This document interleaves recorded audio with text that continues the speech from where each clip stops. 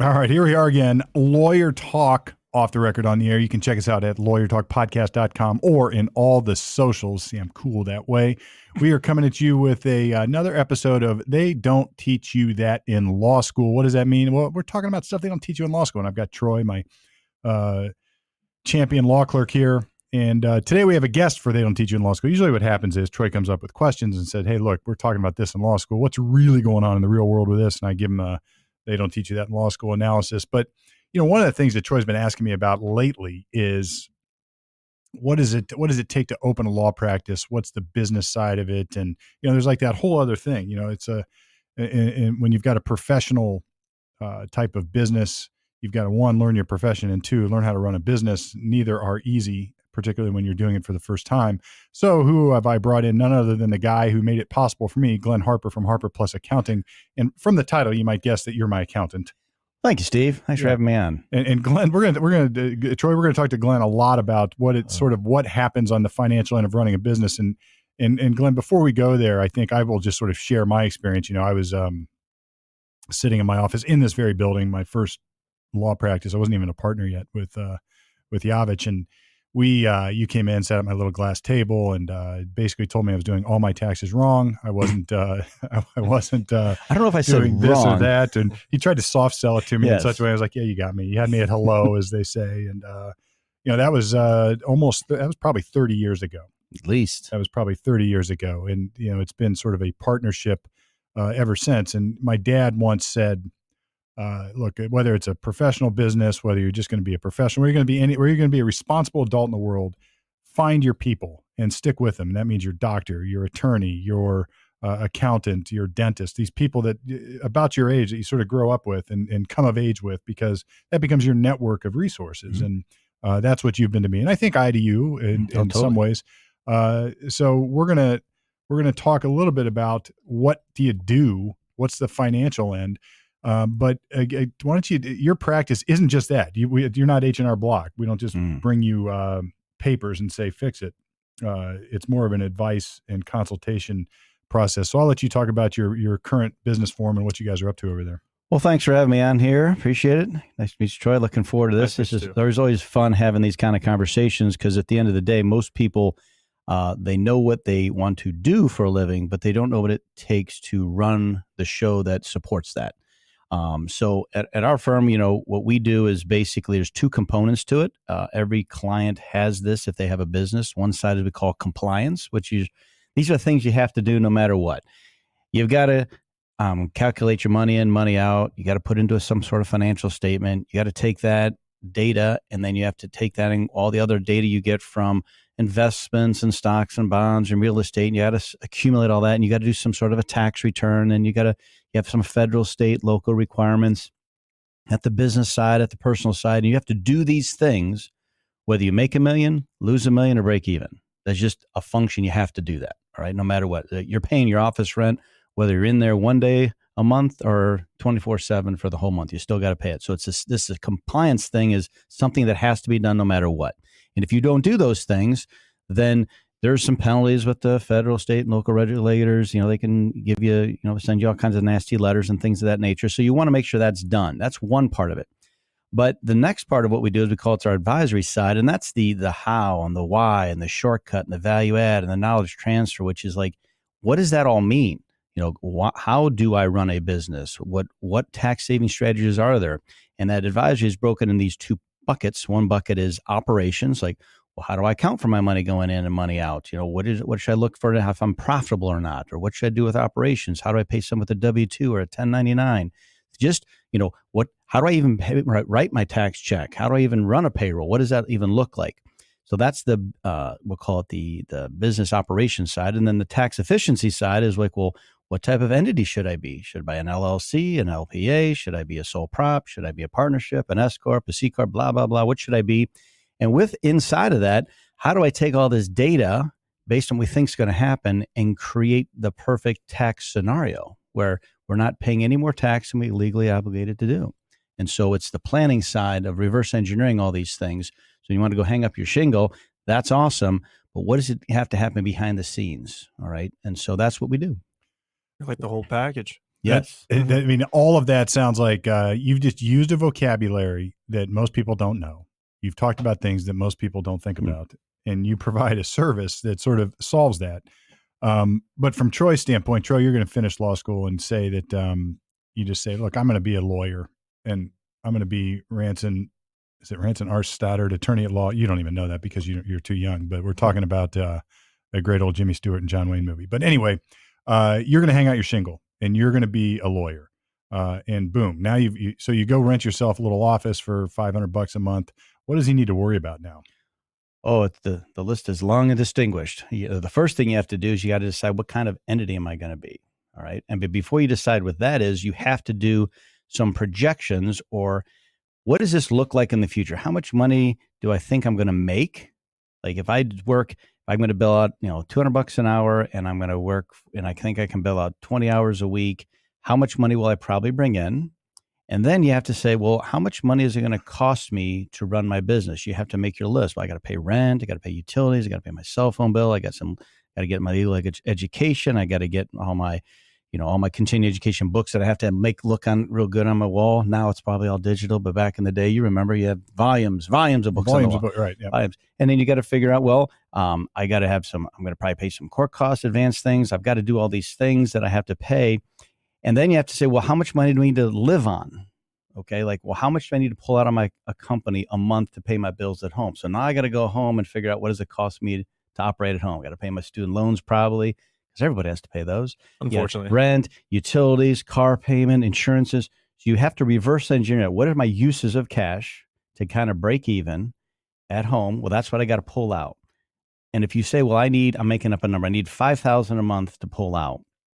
When you're self-employed at a certain level, the tax rate is just punitive when you're self-employed. Because it's brutal. $1, it's 15.3%. If you're just a regular small entrepreneur, sole proprietor, or an LLC, or even in a partnership. So the first dollar you make is at 15.3%. You got 2.5% city. The state's free in Ohio for quite a bit. And then you got whatever income tax bracket you're in. So I always tell my clients, plan on its 50% tax rate. It's not going to be quite that high, but it's pretty close. And as you make more, things drop off and other things come in. But if you just budget 50% for taxes, you'll never have a tax problem. So if you need $5,000 a month, that means your company has to profit $10,000, because you got to take the 10 and I got to take 5 to the government and I get to keep 5.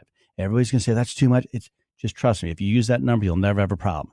So now you got to make 10 grand. Okay. Well, your overhead, we'll call it your expenses to run your business. Let's say that's $10,000. So I need 10 plus 10. So I need to bring in $20,000 a month to make my $10,000 of expenses to run my business.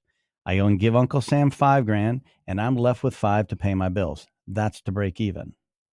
Okay? I think that'd be very difficult first year of law school, bringing in 20 grand a month though. What are you talking about? It's all monopoly money. Okay.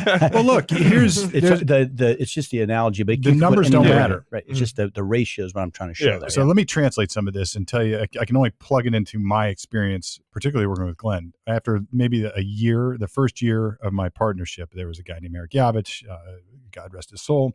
He has passed on to the other worlds, but we went to your house for Thanksgiving. It wasn't Thanksgiving, but it was like a pre-Thanksgiving. It was sort of a dinner party at your place. Like a Festivus, pre-Festivus type of thing. Yeah. Pre-Festivus for the rest of us. And we were, before, as the cookie was, or the turkey was cooking, not the cookie was turkeying, the turkey, whatever, you get it. You handed us each a spreadsheet, and the spreadsheet was basically what you just said. And I must have been 27 tops-ish. And the spreadsheet was, all right, here's what your, I think you might have had some blanks, or maybe, I can't remember if you talked to us, if there are real numbers in there, but you had estimated numbers for my mortgage, estimated numbers for all my home utilities, bills. You had estimated numbers for, student loan payments, et cetera. And, it was basically a simple budget. And it was some of the best advice I've ever had, because then you put the top number, what we were making, we had a couple years of track record, and then what it looked like on the backside. So then we created a budget where Eric and I would pay ourselves X dollars each week, and the rest would stay in the business until we figured out what we really needed at the end of the year. That was the first bit of advice I got, and that was from you. The second bit of advice I got was from an old school legal secretary that used to work for all my mentors, named Louise. And Louise said, all right, here's what you're going to do now that you're a lawyer, young Steve. If you make $1, you're going to put 35 cents into a savings account. That's what you're going to do. Now you're saying 50, which I ended up doing 50. But so if $1 came in, immediately I funneled over about 40 to 50% to a savings account. And I just put it there and left it there. I do that to this day. And I have never, ever had an issue paying any of my taxes. Never. How hard is it to be disciplined like that, though, starting out? Starting out, it's easy, right? So here's what I mean by that. If you start that way, you never adjust your budget to have where you rely on that money. So here's where people get in trouble running a business. And you probably see this all the time. I bring people to Glenn all the time. All the time. Guy's a drywaller, guy's a concrete guy, and good quality tradesmen running good businesses. And they've sort of been off the grid for a while, and they come and talk to me about what do I do? And I'm like, well, I'm not the guy you talk to. You got to talk to him. And what they've done is they've adjusted their home budget based upon a cash business without paying taxes. And it is remarkable how the water finds its high mark no matter what, or its own level no matter what. So if I'm making $20,000 a month and I'm not saving for taxes, well, guess it just so happens I need $20,000 a month at home, because that's what you adjust to. So I gave you sort of a smart ass answer. It's easy at first. It's difficult if you have to do it later, because now you have to adjust your lifestyle at home to meet what your income is. But if you start off that way, then each can grow at the same time. I get two thoughts now. So the one of the first things we say in our first meeting with our clients is that the success of the business is directly attributable to the financial demands that the owner puts on it. I.e., if the company makes X and you pull it out, there's no money left in the company for operating capital. So when you're in business, you do this. It's all the time. Every company does it. It's very rare you make money. You're always going up and down. So if you take all your money out and then you have a down period because you had a high period and you pull the money out and you have a down period, how are you going to pay your bills? Now you got to go home and borrow it from somewhere on a credit card, cash advance to put it back, and you're in a vicious cycle. So you have to set the minimum nut that you need to pull out per month for yourself, and that's it. Then you let everything accumulate inside the company. We're setting the money aside for taxes. We're not taking out. We're just living like we're in college. Probably what they call it, the third year of college, when you're living in ramen noodles and living in the basement. You're not spending any money. If you do that, probably the first 6 months to a year of your new business, until you get a toehold and get some momentum where that income starts going up, you just do not take anything out if you can help it. Now, some people get lucky and they have a great business, but even then, if you don't set aside that half, the number one reason. Actually, there's two reasons why businesses fail generally. I mean, besides you're selling horseshoes and we don't have any horses, it's cars now. The biggest reason is you don't properly classify and pay your employees as W-2 versus 1099. That tax that can come at you, not only from not filing the right form, the penalties are brutal, but the taxes follow you forever personally. It's a fiduciary responsibility. So they can go back 3 years, 5 years, 10 years, say, hey, you should have paid Bob here as an employee. Those taxes that you should have paid are $20,000, and that's been 7 years. So you now owe us $300,000, and you have to pay. You can't get out of that. Yeah, owing the IRS is no fun. So you don't want to be that guy. So that's the number one thing. The second reason is, in this example, you make $100,000. I've had people in the past I've done, hey, well, you're going to make $100,000, set aside 50. They're like, yeah, whatever. They don't. They come in, do the taxes, and I'm like, okay, you made $100,000. I need $50,000 for last year's tax, and I'm going to need $12,500 for quarter one estimate. And they're like, how much do you need? I go, yeah, $62,500. You should already have the 50, and you should have already set aside Q1 aside. This is April. Like, oh, I don't have it. Oh, so now you got to go on a payment plan with the IRS. And it usually takes between 3 to 5 years to get out from behind that. Unless you're chasing it forever. Unless your income skyrockets, because you got to be current, plus you're making payment on the old stuff. And the IRS, as we know, they're very reasonable with their rates and their penalties. It's compounded daily. So if you just never go into that arena, you never worry about it. You wake up in the morning like, oh, taxes? Yeah, they're just sitting right there. Here, how much do I owe? All right. So do not get behind on that particular area. And so whatever that means, that makes you hustle more.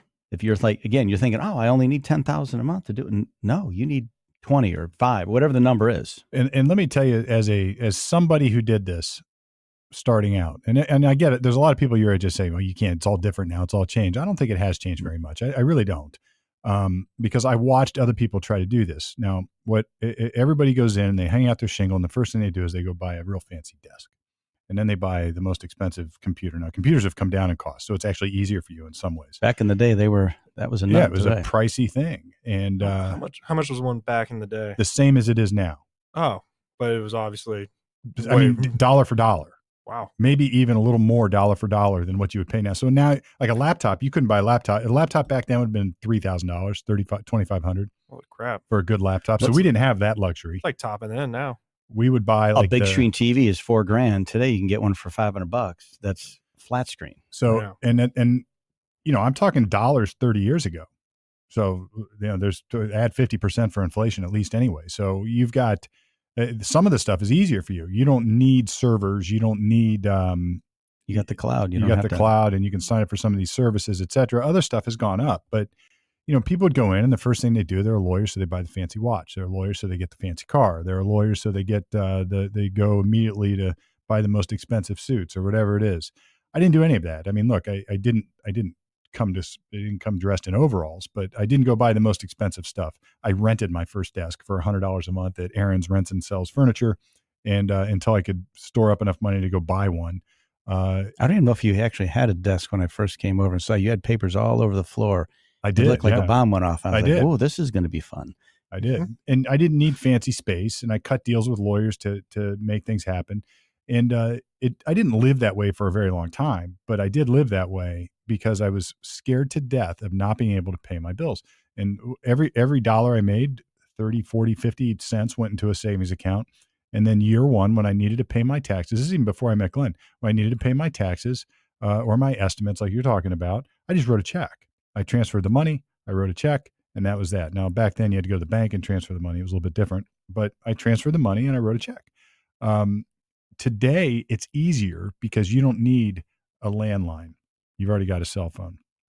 You don't need the real expensive computer. You don't need, in a lot of ways, you don't even need office space anymore. It's just change. You're still spending about the same to do what you need to do. You're just spending in different places. You're buying technology versus the hardware. I suppose. There's things you do need. You got marketing you got to do now, where before maybe we didn't do much. Maybe we'd go out and take clients out for dinner and drinks, and now you're doing it on social media. So it doesn't matter what it is. You're still going to spend what you think you got to spend to run your business. You just have to have a good idea of that. It's generally, if you walk in and you're like, oh my gosh, I got a client that's paying me $50,000 a month. Yeah, you're probably going to be fine. You don't have to worry too much about it. But the same concept holds true. But if you don't have the uncertainty of income is what makes people an entrepreneur, is they want to go out and hunt every morning, every day, and start off negative. And they want to go make it. You got to make it so you don't have to go kill yourself till 11:59 p.m. So the next minute you make something for yourself. So you're just don't get encumbered in long-term leases and high dollar and high process thing. You just don't want to spend that kind of money to be committed to it. You just kind of shoestring budget to start off. When you were starting out, like I understand you were saying rent a desk and all that and not fancy suit. What's your opinion on starting out with a small business loan? Like maybe right out of law school, you Boo. set up a shingle. Boo. Okay. Same thing. Now you're encumbered. Mm-hmm. So when you borrow the money, oh, thank you. I get $50,000. This is great. You go buy all your stuff. You get to write that off then generally when you buy it. Now you got to pay that $50,000 loan for probably the next 5 to 10 years. And you're paying that payment of whatever it is, $300, $400, $500 a month. You get no write-off for that. It's just cash flow leaving. And to pay it. So what he's not saying is, like, if it's a $500 a month payment, that it really costs you $1,000 because you got to pay tax. You got to earn $500, pay tax on that, and then you got to earn another $500. Let me go back to that. So if I'm in a business and I go and I got to go buy something that's my intent is for it to be the business. It's ordinary, necessary, and reasonable. Generally, I can deduct that. So I'm going to buy some Yeti tumblers for my clients, and I'm going to spend whatever it is, $100 a piece because, they're Yetis. Mm-hmm. I spend $100 and I get to subtract $100 from my income, and I don't have to pay tax on that money because it's no longer in my account. If I pay debt, that same $100, I don't get to deduct that. So my cash, I spent $100 to pay my loan payment, but I still got to pay tax on that $100. So now I owe $50 in tax. So I spent 100 there and I still owe 50. So that cost me $150 to pay that payment back. Now, granted, when I bought these and I got the loan, or if I paid cash for it, I don't have the cash, but I don't have to pay. I have no, the money isn't there. So I don't owe any tax on it, but I don't have the cash. Here, you don't have cash and you still have to pay tax on the money you used to pull out. That's a terrible situation. Debt kills people. Now, look, they're like, if you talk to the high finance guys about debt, they've got property that they're leveraged against. That's a whole different game. But if you're just borrowing money from the worst place of all, Uncle Sam. I mean, going into business with the government is like making a deal with the devil. I didn't know you could get SBA loans through the government. Well, that is the SBA loan. Is the government, the Small Business Association, is the federal government loaning money. I had no idea. The bank may give you a private loan, but good luck with that. Remember, when you are trying to, we call it capitalizing your business. Like, hey, I need X dollars to start. I got to buy furniture, sequester a lease, buy these things, get this ready, get my marketing campaign. And again, whatever X is the number you need, you can either use it from your own pocket. You're just contributing money and it's your money and you're using it. And that's your investment in your company. You can go have somebody else loan it to you and say, hey, Steve, give me 50 grand. He's like, here you go. And you're going to be paying him. You get it from a bank. You're going to be paying them back. You can get it from other investors and give them shares, but it doesn't really work like that as you're an attorney. But if you go into the business with an SBA, when you sign up for them, they own everything you own because they want to protect that investment. A security interest in all of it. Yep. All your personal things, they put their hooks in everything. So you can't do anything until that loan is paid in full. Now, again, they've relaxed the rules a lot. I don't people coming at me after that. There's different ways you can do it, but generally they own you. If you just get a regular bank loan, they're just going to probably own that, but they're going to make you sign personally. So you can't ever get out of it. And think about this.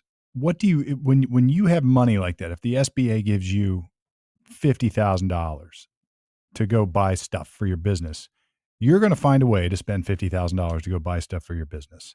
And, this isn't a business where you need stuff. Interestingly, like the stuff I'm talking about, like a desk, office space, and a phone and a computer. Like that's $5,000, maybe budget that.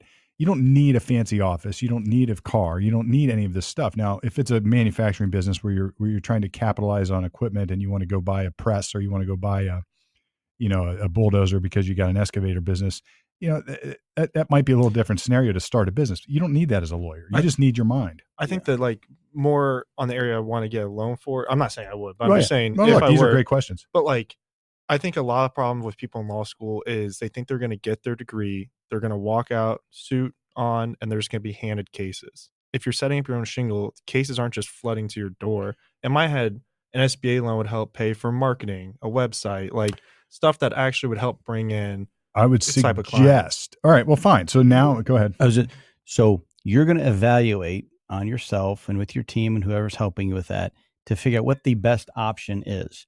Most of the time, the best option is not available. You have to drop down and get what you can get. And if in your circumstances, if you're the only option available is the SBA, that's why it's there. Okay. And that you'll choose that if that's the only thing you have, but you're trying to always to navigate what situation or what lending or borrowing thing will get me in the best position to protect myself if something goes wrong, get me what I need, a good interest rate, and a favorable payment back. And you're going to navigate that, and then you're going to look at what your choices are. Sometimes you have a lot of choices. Sometimes you only have just the one. So just the encouragement out there is to look and see what choices and options you have and try to pick the best one. Don't just, hey, I'll loan you some money. It's a very low interest rate, and it's 30% interest rate. Or if you're going to go buy, again, the biggest criminal thing out there is if you're going to go, these companies they'll lease you something, and the interest rate something like 25, 30%, and they make you pay all interest at the first, and you're done. You will never. The banks can give you like 7, 8, 9, 10%, but these companies, your payment's so low because it's all interest, and they take you long term. So just know what you're signing is the only advice. Don't sign until you know. And look, you're sort of we're talking about two different things. With Glenn, we're talking about like, all right, you've got the what do you do with your gross income? How's it flow through the business? And then over here, you're talking about what do I need to start my business? Mm-hmm. Now, those things sort of come together in and are intertangled in all sorts of ways. But you probably need less than you think to start your business. And maybe this is another show we'll do, but like, how did I start getting business day one when I hung out my shingle when I graduated law school? It started like what you're doing. It started with me working for other attorneys, making connections before I was actually a licensed attorney. And then when I became a licensed attorney, my biggest marketing paydays were picking up the phone, going to talk to people, interacting with other lawyers, particularly older lawyers. Because look, there's a lot of guys like I am. I love helping people get a foothold in this business. I love it. I refer a lot of young lawyers business. I always have.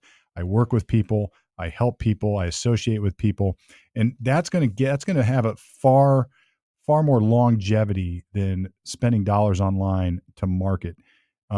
Because here's the deal: you're competing with everybody else who is spending dollars online to market, and it gets really expensive to do that.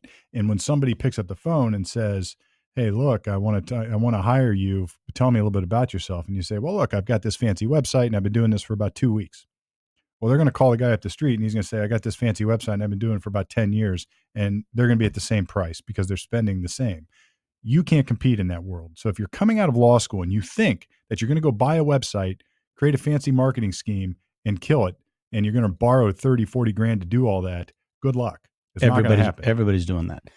Well, some are, but that it's you're in the relationship business of getting referrals. That's what it comes down to. You know, generally as an attorney, you don't sell, you market, and marketing means that people want to find you for your product or service. You're not out trying to solicit, you're just trying to build relationships, and when people know what you do, they'll come and see you. And it takes a bit, it's a tough business. Work. It is hard ass work, and it takes a while to get paid out. So, again, this side of it, where I started out, I would go do free work for lawyers, and by free, I mean literally free. I'd be sitting in trial watching attorneys try cases, and I would say, "Hey, look, I can help you do some research on this evidence issue if you want," and I would do it. And I didn't expect them to pay me. I wanted to work with people who knew what they were doing. And what I was doing was sort of building a building. The first thing I had to do was dig the hole, which is the free work, and then start laying the foundation, which is learning, and then making the relationship. So I'm starting to build my foundation. So now you're upstairs, you see my phone ring. Very few cases come from the online market. I get a lot of calls, but very few cases actually convert. It's a lot of window website. Shopping. It's a lot of window shopping. And there's always somebody that'll do it cheaper. Now, you can be the cheapest guy, but if you owe 50 grand to pay for all that marketing, then you can't afford to be the cheapest guy. So now you're back right where you started had you not done the upfront cost. One of the evolutionary things that happens in a firm, and especially if we're talking about attorneys, is that when you start off, you need money. So you're probably going to say yes to most any case that comes your way. Even if the fair market value of that case is higher, you may be willing to do it for less because you need the money. And eventually, as you get your tread, you get some tread build up, you know what you're doing, you got a little more reputation, your demand for your services will go up, and you'll be able to charge commiserating with that, and you get to pick and choose, and you won't take those cases. But there's a reason why a lot of attorneys come out of school, they take the defender route, right? They take the court-appointed cases. Court-appointed cases, doing criminal work, yes. Yeah, because some money is better than no money. Mm-hmm. All right. So once you know your budget, so if you have a massive nut that you have to pay every month to run your business, and that isn't coming in, the revenue, you'll have to take whatever you have to take, or you won't be in business long. The smaller your have-to payments, we call them the have-to payments, are every month, that's less you have to go bring in to cover your have-to payments. But if your have-to payments are massive, you set a really high bar. Don't build your business on debt, I guess, is what you're saying, because it'll end up falling apart. Now, look, it doesn't mean you have to starve to death either, but it's sort of like the Lord will provide what you need. If you have a market home that you need $2,500 to pay your basic expenses or $5,000 to pay your basic expenses, lo and behold, that's what you'll make. And I don't know why that is. It's human nature. Look, there's probably some divine logic there that comes into play. But people tend to be able to do that. What happens is, though, with doing what you're talking about, I want the fancy office. I want the fancy website. I want the marketing scheme. I want all that. Now you're over your skis. And it's not that, the Lord's not going to provide for all the stuff that you don't need. He's going to provide for the stuff you do. So you have to adjust what you need down to the bare minimum. It's like when, and I only know this from Hard Knocks, man, because I've made all these mistakes. All right. It's like, I didn't do it the right way. I'm trying to help other people do it the right way. But when people ask me, I'm going to start this business, Glenn, they say, what do I do? And they've even asked me to go into business with them. And my first response is, how little can you live on right now? Give me that number. I want to know. And I'm not talking about, you're not going out to eat. You're not going to go do all this fancy stuff. You're not going to have a car. You're not going to have a fancy house yet. You're not going to you're going to go to this $6 barbershop instead of the $40 haircut place, whatever it is, you're going to live on nothing. And lo and behold, if you live like that, you're going to get what you need. And eventually both will sort of move forward at once if you're operating that way. Otherwise, you're operating in this weird world. I don't know what you see this. Like, I see guys operating in this world of desperation. And that tends to be where people end up calling my office because they end up stealing. They end up hiding money. They end up committing tax fraud. They rip somebody off. Lawyers get in trouble all the time with trust accounts because they need the money. So they know they got 10 grand here on this case, but they haven't earned it. It's really there. I'll just borrow it real quick so I can pay this other stuff. They're over their skis and nobody's going to provide for that. When you're hungry and the goal is achievable, you're going to probably be a lot more efficient and better at what you do. If you're starving and you can't get there, you might end up doing something you shouldn't be doing trying to get ahead. So listen, everybody watching this, everybody's got to do what they got to do. This is just like, if you had options to do these best choices, this is what you would do. But sometimes you have to do things, you don't get those options. You have to do it other alternative ways, but just be cognizant of what you're doing to know what that consequence is that. And if you're hungry, but not, you're going to do better than if you're starving.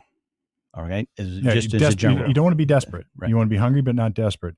Well, let's shift gears a little bit, because you talked a little bit about, Glenn, early on, about different business forms, whether it's an LPA, whether it's an LLC, whether it's a sole proprietorship, a partnership. So Troy's coming out of law school. He wants to hang his shingle. He wants to be a lawyer. How does he figure that out? A multinational corporation out of the Maldives. No, I'm kidding. What we try to do is, when you first start out, it's the old adage, keep it simple, stupid. Like, just keep it simple. We don't need to create some labyrinth of a massive New York law firm today. We're just trying to have a structure that we want to say, hey, here's Troy, myself, and here is my business. It's probably going to be an LLC. It's real easy to do. And when you set that up, it's $99 to the state of Ohio, and you get yourself an EIN number. And what that is you go get a bank account for there, a savings account for taxes, checking account for operations, get your business credit card, and you're just, boom, this is all there is to it. And all money goes into there and all money goes out of there for anything relating to the business. And if you just do that, you're going to be just fine. You don't want to commingle. Commingling is very, very hard to do. It doubles the time. So that's what you would usually set up. Do you think starting out the business credit card is a slippery slope for people? Or? Well, again, it takes discipline. You have to. It's amazing financial illiteracy of people coming out of just high school. They don't know what this all means, and coming out of college, it's the same thing. You just have to be smart enough to know that if I got to go, that's a use of cash. I'm borrowing it. If I use a credit card and I'm going to pay it back every month. It's a very safe way to pay bills where nobody's going to get in your bank account. You're using a credit card, fraud protection, all those things. It's on one statement.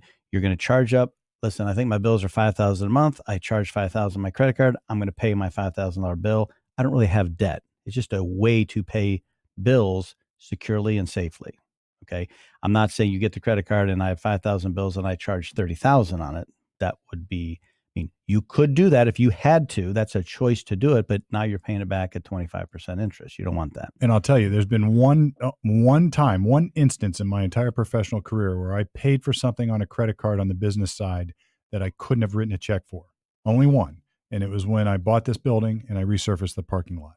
And it needed to get done. I didn't have I could have contributed. Could have done something else. I've only done it one time, and it stressed me the F out. I hated it. I hated owing that money to a credit card, and I paid it off as fast as the rental income would let me, and I got out of that mess. It is the most stressful way to live. Remember, there's good debt and there's not so good debt. And if you have the option You want to use good debt, and it's a very effective tool for running a business, use other people's money. There's tons of pros on it to do that. It's just that if you're using debt to get everything you want and you're getting farther and farther in debt, that's not good. When operations, like if you're going to buy a house or a building or a big piece of equipment, that's good debt, right? You would want to do that. But if in your case, the credit card in the business is more of a tool to pay your bills, not to finance your operations. But yeah, I think it is a huge slippery slope for people. And what we're saying is, look, if you are paying your bills by a credit card and you're doing it on the IFCOM, meaning, well, I think I'm going to get paid next week on this other case, so I'll just pay this now with my credit card. That's a mistake, because what happens is next month, the money didn't come in inevitably, and now you owe double, and it just keeps going. So then that credit card fills up. And then you get another credit card because you can't pay this one, or this one is maxed, and you still have business. Well, we'll transfer the balances, see, and we'll get start, a better rate. And we'll start cutting them around. And you're down you go. Look, like this is the Dave Ramsey approach. If you can run your business without that kind of debt, go do it. If you can just get a debit card, pay only, and use that to pay your expenses to create some insulation if you need to. Then you get one statement, like Glenn said. If you're worried about falling down that slippery slope because you tend to do those things in your personal life, then don't freaking do it. Stop it now. Don't start drinking if you never drank before. Don't go to that well and start borrowing money to pay your monthly expenses in your business, because it is a slippery slope. I did want to talk about trust. You mentioned that earlier. I'm kind of confused on, do we have to pay tax as a lawyer for the amount of money that people put in the trust, or about the amount of money that we use? All right. So he asked me a great question. It's a great question. He asked me a great question. We're going to talk about a trust account, which is an interest on lawyers' trust account. We'll talk about that in a second. But what you're really asking, he was asking if I was deducting my accounts receivable. And we had a little bit of a discussion about cash-based accounting versus accrual accounting. So I'll just let you take it from there. Yes. Generally, the two ways you can account for things are cash and accrual. Cash means I recognize it as income when I receive it, and I expense it when I actually spend the money. Okay. And so I collect the money, I pay my bill, that's cash basis accounting, and that's what I pay my taxes on, whatever's left. Accrual based accounting is I recognize my income when it's earned, and I recognize my expenses when incurred. So if I go borrow $10,000, or I have a bill for $10,000, but I haven't paid for it yet, but I got the bill, and I did work for a client, I bill them for $20,000, but I've not yet collected it. And on an accrual basis of accounting, I've brought $20,000 in, and I have a $10,000 expense. I've made $10,000 of profit, but I don't have anything, right? But I've incurred and recognized it. Generally, if you're an attorney, you're going to be cash basis. You recognize income when you receive it. And in your guys, you have the trust account where that's just a holding place for money that you've not yet earned. It just sits over there. You don't pay tax on it until you've earned it. You take it out and you put it in your operating account. And at that point, that's real money.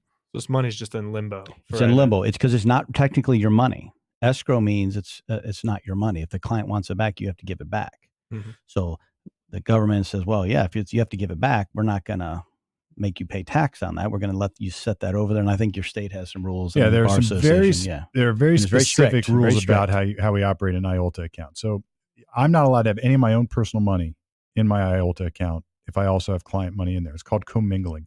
So look, there are different lawyers do it different ways. And in the criminal defense arena, we are allowed to take flat rate retainers, at least in Ohio, and put that directly into our operating checking account. I don't do that. If somebody pays me $10,000, I put it in my trust account and I draw against it as I do the work. And the reason I do that, and I keep track of my time, I keep track of my what I put into it, even though it's a flat rate, I'm not billing hourly, and I transfer it over as the case is completed, or I wait sometimes until the case is done, then I transfer it over. Now, nothing is perfect, because in any scenario, even if I'm billing hourly, typically law firms will bill monthly. So if I earn the money on day 2 of the month, I've earned that money and it's sitting in my trust account until the end of the month, and I transfer it over. The Bar Association and the High Supreme Court's typically okay with that, as long as it doesn't sit there in perpetuity. What they don't want to do is let us hide money in our trust account in order to avoid taxes or in order to do whatever we do. And then they don't want us doing anything with that money and I use it as sort of a personal checking account, because what happens is lawyers start to steal from their clients. You pay me $10,000 to do a case, or say it's a larger case where it's a big fee. I want to do the case, but I want to know that I'm getting paid. So I say, look, it's going to cost you even a 6-figure case, say $100,000 for me to do this case. It's going to take me a year and a half to get this case done. It's a lot of work. And the client says, it's no big deal. I'll just pay as we go. And I'm thinking, wow, I'm signed on. I'm doing the work.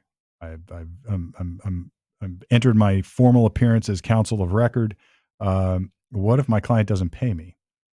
And I'm like 6 months in, I run the risk, and it's happened to me where I go to a judge and say, Judge, my client quit paying me. Can you let me off the case? I want to withdraw. Judge says, sorry, Charlie, you're on it. You signed up. You're stuck with it. And judges do that crap. Now, it doesn't mean I can't sue my client later, but think what that does to the relationship. It's miserable. So what the process is, we collect fees and put them in trust, and then I can bill against it incrementally. So what it is when the reason I explain it to clients this way: look, you're going to pay me this up front. That way, I know I'm going to get paid, and you know that you've paid me to do the work I promised to do. But if I don't do the work I promised to do, you also know that it's sitting in my trust account, and you can demand it back and fire me, and you'll have money back. That's why I do it that way. And I think if as soon as people start using their trust account beyond those types of ways, they run into trouble. So, and I think to that note, and it kind of goes to our noted little tax savings account. The trust money is not yours. The tax saves account money is not yours. That's the government's. They're going to get it at some point, to some level. The trust money is not yours till you actually do the work. And to Steve's point, let's say you complete the case for the $10,000, but you're like, oh, I don't really want to pay tax on that. I'm going to let that money sit in my trust account. If you earn it, you got to take it out. The government is saying, look, if it's earned, you got to pay tax on it. You have the money, you've earned it. It needs to move over to your operating account. So it's just an accurate accounting of your trust clients, and that account is very important to do, I guess is what we're saying. Yeah, and that's the other rule. Part of the rules of the High Supreme Court, or any court, I think, or any state or jurisdiction, would be you have to have a very specific ledger of whose money is in your trust account, what the work has been done on it, or the money that's been dispersed. Now that's easy now. When I started out, it wasn't so easy because we didn't have, we were still using like Quicken, like those sort of programs were just starting, or QuickBooks, where you would go buy the 3.5-inch discs and put them in and do it that way. Or a lot of people do it on a spreadsheet or just a little general ledger. I mean, I had a check ledger when I started, like the kind of big book that you would sort of keep your ledger. And there's specific forms you would use to manage your trust account. Again, as long as you keep the records, as long as you keep everything separate and you keep it straight, you avoid problems. But people get into problems when they haven't done what you're suggesting, Glenn, which is figure out your home budget first and then backfill everything from there. When people get over their skis at home with fancy cars, fancy houses, big mortgage payments, diamond ring for the new girlfriend, whatever it is, a fancy watch, fancy suits. Well, that guy's got a cool little thing, so I'm going to get that too. Or let's go to eat at Smith & Wollensky's, or whatever it would be. Now you've got to pay for that. And you're like, well, look, I got this money over here in trust. That case will probably be done sometime soon. I'll just take it now. And then the client calls and says, hey, guess what? Palmer's going to do it for me because I don't like you anymore. Seems like you're out doing all this crazy stuff. I think you're not the person for me. I'm going to go hire Steve Palmer. They got the fancier website, you know. You got the fancier website. So Cooler I'd like my hair. money back. Yeah. I'd like whatever I haven't used back. And you're like, well, it's a flat rate fee. It was $10,000. It's gone. You know, they're like, well, what did you do? And you've just done nothing. Now you end up in trouble. So what do? You write the check out of your trust account, but now you're using the next guy's money instead. So what you have now, like a contractor, is a Ponzi scheme, and it fails.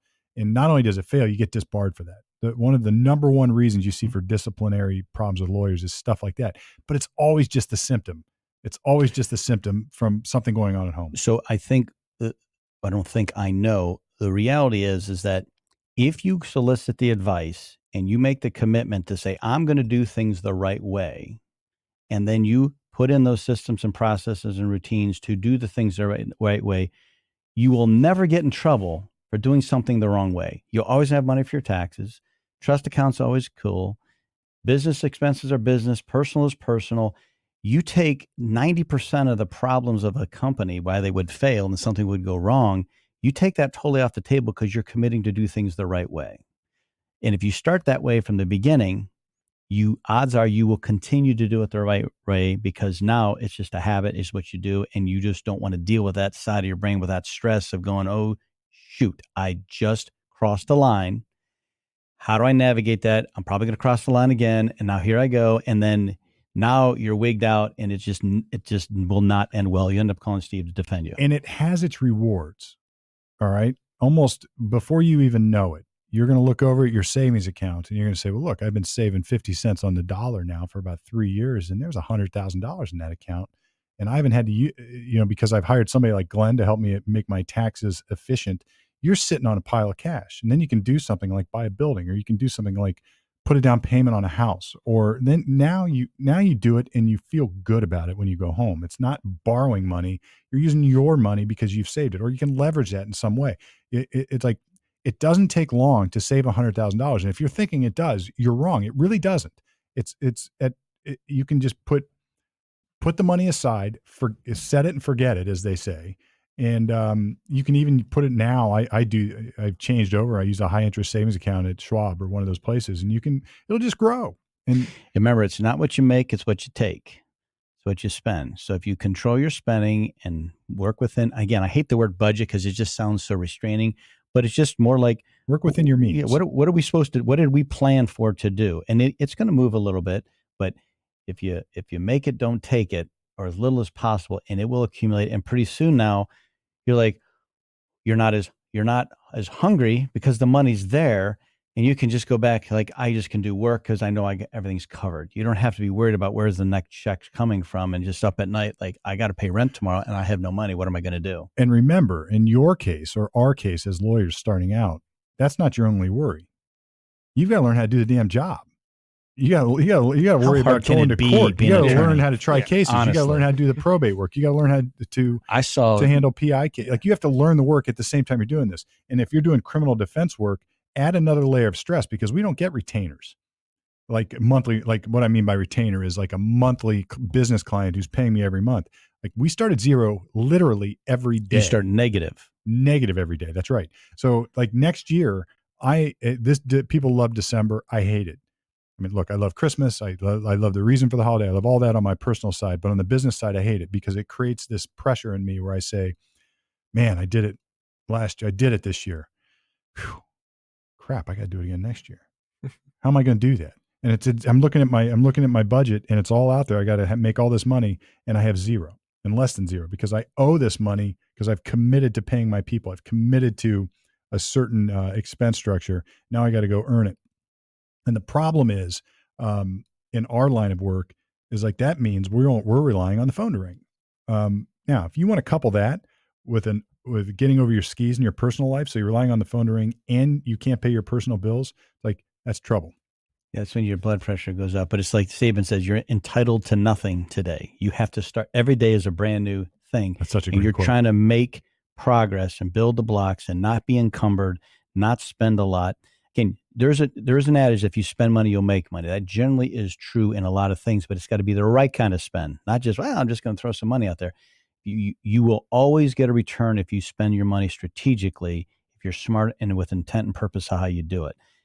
Holding back and being scared isn't going to work. It's about being intentional with what you're trying to do. And when you do that, you will be successful. Again, assuming you're a good attorney. I saw my cousin Vinny. I could do this job. It's not that hard. Yeah. So if you can just do that, and again, when you're not worried about all these finances and taxes and bills, and you're in there and you can service your client who's on trial for their life or prison time or going to lose something or they need something, like, you can put your attention to that and be the best you can be at your profession. You shouldn't be in there worrying about everything at the office. That's covered. It's all about your client at that time. And when you get out in the real world, so to speak, and you look around at those doing this job, particularly criminal defense, you will know the ones. You'll know them. You'll be able to spot them. If you're not one of them, you'll be able to spot them.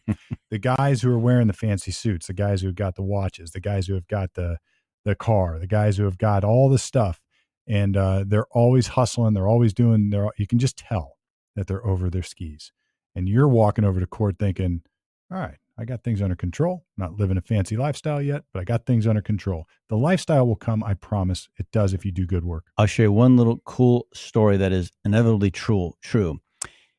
The struggle of a farmer, the struggle of an attorney practicing, it's like we're profitable like big time every few years. It just happens. Think about if you work with discipline on your spending and you don't get encumbered with debt and you just make it happen and you exist and you're making it work, and then you hit the big case. And the choices are I take the big case and I got to go pay all the sins of my past to get reset, or I don't have any sins of the past to reset and I get the big case and now I got a hunk of cash I can do something really cool with. This will happen to you. And if you're disciplined, whatever you were spending before when you're barely getting along, and then when you make the big case, you're going to continue to spend the same amount. And now you have this huge chunk of cash. It's life changing. But if you got to go pay the sins of the past because you overextended yourself, you will never, ever get caught up. Yeah. So the first step is don't get behind in the first place. I guess that's the massive lesson for today. Look, and for me, I'm not going to be shy about it. And Glenn knows all my personal life. I have not done this perfectly throughout my life. I've done it mostly okay, but I've made my mistakes. And what we're trying to do is teach people not to make the same mistakes that I made. Right. So, in large part, people didn't have this conversation with me when I came out of law school. It was just go forth and prosper, young man, figure it out. And that's what I had to do. So I learned the hard way. And I've even made mistakes even 10, 15, 20 years in. But in the main, I have followed this program and I don't stress about paying my taxes. I don't stress about paying my mortgage. I don't stress about anything other than what I should be. I don't want to say should be, what I need to stress about, which is how's the phone going to ring tomorrow? How do I get my next client? How do I serve the clients that I have? How do we get this brief done that's due on Monday and do a good professional job? And I'm not worried about all that. At the same time, I'm thinking I owe 20 grand on credit cards at home because I spent too much for Christmas. And on a further note, you said something that was very appropriate, is that things happen in business and in personal life all the time. It is the way it is. Look at it when you have a client and you're representing them for maybe they had a misdemeanor for whatever that happened. You've got a good relationship with them, but something else happens again. They know to call you, and whatever that is, you're going to cover it. We have a good relationship with your financial team, your financial advisor, your banker, your CPA, your advisor, whatever that is. When things go south or when things go very well, lean on your team. Hey, I'm in deep trouble here. What should I do? As a CPA or as your accountant, we look at it from a different lens of we can damage control, reconfigure things and say, this is your path to do it. Just do this and you'll be okay. And this will buy you more time, right? If you make a killing on a bunch of money, just don't go out and spend it. We're like, whoa. We need this for tax. We need this for this. Put this aside here. This is what you really have. So before something big happens, consult with your team. That's their job to help you. We don't operate in a world where everyone makes the same amount of money. Like it just does all year long. It is always controlled anarchy of highs, lows, and things. Embrace your team to when you need them, when something happens, call them. Whenever you make a mistake, call. That's what we're here for, is to help you navigate that. So and we're going to talk about, I'm going to finish that topic, then we're going to talk about one more thing. Mm-hmm. But what Glenn is saying, and you don't know this, but I talk to Glenn probably 3 times a week at 6 a.m. Why? Just a whatever, sometimes it's business, sometimes it's not business, sometimes personal, sometimes we're just saying, hey, what's going on? And that's because we developed a relationship professionally when we were in our 20s, early 20s. And that is developed. So it's, find that person, whether in your accountant, find that person, if it's your general contractor, if you're building a house or you need home repairs, or if it's your plumber, or if it's your electrician or whatever, like find those people. And what I have done successfully, and this is an extension of what you just said, and I think you do this too, I'm the guy people call when they need a new roof. Why? I don't know. Because I've been sort of a resource for people. I'm the guy people call and they say, hey, look, do you know who's your accountant? You're the guy. And Glenn's the guy people call when they need something similar, like his other network. So what we've been able to do is leverage our networks together. So all of his people are my people. I don't even know who they are because Glenn is out there literally selling for me and he doesn't even know he's doing it. I'm doing that for him. When you develop relationships and anybody who's out there wanting to go pay for a fancy website, anyone to go pay for all the SEO, go pay for all the good marketing people in the world, this is what works. be the person that is the go-to guy in your world, in your sphere. And it's only like 10 people right now, but make it 20. Like if you've got a goal for next year, expand your sphere of influence and help people for free. So people call me all the time, and they call Glenn all the time. Hey, look, I got something going on. It's legal. I know it's not your area of law. Can you help me? Blah, blah, blah, blah, blah. That's what launched Lawyer Talk, or this podcast, in the first place, because I just became the person that people would ask questions, and I never billed them. There are lawyers out there, good friends of mine, who won't do that. They're like, well, look, I charge $450 an hour. If you want my time, you got to pay for it. I'm like, great. Well, they're making money in the short term.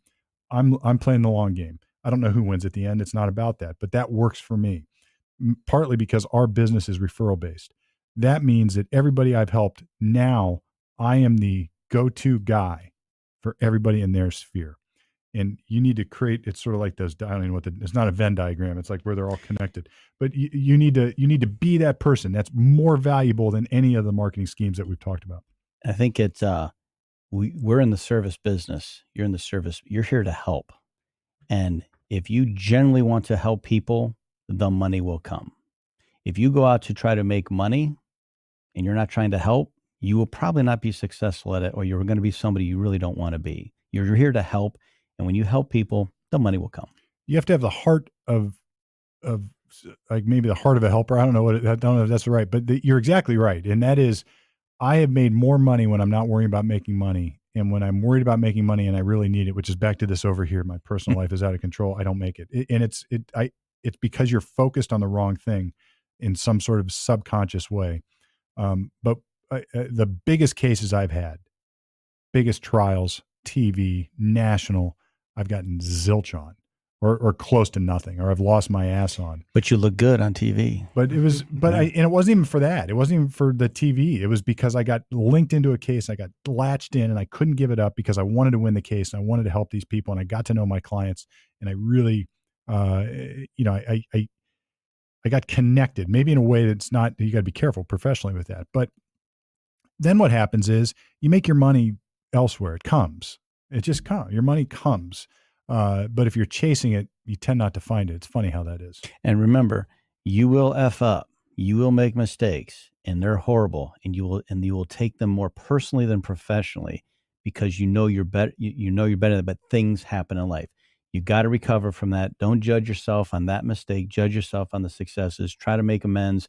But you will make, and when you're in business, you will make mistakes. It's a horriblest thing, but it happens. I've lost vast amounts of money doing stupid business stuff. It's horrible, but you got to get over that and keep trying to do your best, because again, your intent is to do well. And if you can focus on the right things with the right people, you'll be fine. All right. There's one topic I want to talk about. Troy asked me another question. I don't know if you asked, I don't know how it came up, but it might've come up with the cash and accrual thing. I got some early advice from a lawyer, one of my mentors, not directly, but sort of one of the indirect mentors so I did exactly I told you to do. It was like when I first started practicing, I started to meet people and talk to people at court, some of these older lawyers, and just got to know them. And this is one of those guys. And he made a comment to me. He goes, every dollar I get, every bit of money I get goes into the bank, even the cash. Now, cash isn't so ubiquitous as it used to be. I mean, in my world, criminal defense, there was a time when I started where, you'd come into my office and there'd be like $30,000 sitting on a table as we're counting it out for the bank deposit, because that was the rake for the month, or the two, whatever it was, because that was all in the safe. People just paid in cash. I mean, that's just Can what you comprehend people that? It's crazy. I've had insane amounts of cash. Every penny, every dollar, every cent, I've had actually people paying nickels. It all goes to the bank. And what this lawyer said is, he goes, yeah, they're a lawyer. You can get away with it. There are lawyers that got away with it. They'd take half to the bank, half goes in their pocket, or they would do this or do that. And he made this comment that I've never forgotten. He goes, yeah, but they're always broke. They're always broke because the money tends to be devalued in some way. They got cash in their pocket. Those are the guys who are dropping the bills at the bar. Those are the guys, like, they're always broke. And it is almost always true. I've never seen an exception to this. The guys who I know are filtering the cash off their business are always freaking broke. They're always struggling to find that next dollar. And that's ironic, right? Because they're not paying, they're making twice as much, but they're spending twice as much and then some, because that's the lifestyle they've created. So talk about cash and cash in the bank. This is one of my favorite topics at all time. At the end of the day, if you're claiming all your income, everything, and you're cheating and not claiming all your income, 100% of the time you will have more money. And if you would have just claimed your income and did it right, you would have way more money than by just cheating. So you have to everybody has to make the decision. Am I going to be an ethical business owner or unethical? But why is that? Like, you've watched this for years. Because when you take cash, it doesn't mean anything. It has no value. You can't go buy assets with that because where'd the money come from? So you're doing it wrong. You know you can't go buy assets. So now you're just blowing it on whatever those needs are that have nothing tangible to them. And then you have the guilt, and now you're used to doing that thing. So you need more and more and more. And what ends up happening is the real money that you are supposed to be claiming keeps going down, and you don't have the money to do what you're supposed to do. And generally, everybody knows you shouldn't steal your money and steal from the government for your business. But some people will do that. And once you start, you cannot stop. You're no different than one of your clients who's embezzling money. You're no different. Mm-hmm. And it's when you get caught, did you steal it from your trust? The Supreme Court's got you. The Bar Association's got you for it. If the IRS catches you, ooh, that's a big deal, right? So you don't get in that arena. So people pay cash, Venmo. People now like, what's all Venmo? Why wouldn't you claim it? It's still money coming in. And if it comes in and it goes in the bucket, now I get to flex. And this is what you do from a tax standpoint to shelter that or get a different type of write-off or to have lesser tax. You will have more money 100% of the time, guaranteed. Even though you made less. Correct. Correct. You didn't make less, but you saved less up front. But in the end, you always end up with more. That's why I've never had any problem paying taxes. And look, I've had some pissed off conversations. Like, they're taking how much freaking money from me? Are you freaking kidding me? Like, where does this happen? And like, we just had one, and I'm like, all right, well, I got to call Schwab and transfer the money and pay it because it's in my tax account. And I was hoping I would have to pay less, but I'm not thinking, shit, how do I tell my wife that we're not going on vacation next year, or I got to use a credit card, I got to final this or final that. And then the shame sets in, and that's where the crime happens. I remember how we got into that. I was talking about getting paid cash all day. And I was like, for some reason, when I get all my clients paying me cash, one of my buddies will call me and be like, you want to go to the casino tonight? It's like the planets align. They want me to. The rush. I'm like, well, I do have this cash in my hand. It's not real money. Nobody knows about this money. Yeah. Nobody's going to know. And the person that knows is you. And so if you hold yourself up to that standard, then that's going to demand that everybody around you holds themselves to the standard. And now you can walk in with confidence, and there's never going to be a wolf at your door because you're doing it right. It gives me goosebumps just thinking about it. That's such a great thing. You never have to worry about it. And in business, you got enough things to worry about, let alone worrying about, they're going to find out that I scammed some of that cash out and I did this or that. And just don't be that guy. And if you pay out in cash is fine to pay. Get a receipt, write it down. We'll deduct it. It's no problem. Pay in Venmo. That's fine. It's just technology hasn't caught up as fast as we would like for these online payment platforms because they don't give you the reporting. So that's just something you have to do on your own. Sooner or later, the IRS is going to crack down on that, and the people there's going to be hell to pay sooner or later, or money to pay sooner or later for people. Just a note with technology. 20 years ago, you had the federal, state, city, and you would probably get on 100 clients, you would probably get maybe one letter of the IRS, state, or city saying, hey, there's a discrepancy, or can you explain this or whatever. We might get one letter out of 100. Today, out of those 100 clients, we're getting 50. We're not doing anything wrong. They're all comparing the data, and they're trying to do what they do, and they haven't perfected the systems enough to know that just because they think they don't have something, we've already given it to them. They just don't have the ability to bring it in. So we have to resend it manually. So the client's not in trouble, but they're going to get these letters and they're like, oh my God, don't worry about it. It's just a letter. But the time and effort it takes to address that is in the industry, it's unconscionable what happens. So they're going to find it eventually. So it's better to just put it out there and be fine. And if you've done it wrong, you got no answer other than dip into some source of money that you don't have, which is usually borrowing it or stealing it or taking it someplace that's a little bit nefarious. So look, I mean, as I often say in my conference room, doing the right thing is hardly ever the easiest thing to do, but it's always the right thing to do. And once you build that foundation, once you've got your trench, you got your footer, you got your block foundation or whatever you're doing, and then you can start building your house, it's never going to fall down on you. You've got it. So build the house the right way, and you'll have no problems on the money and starting your practice.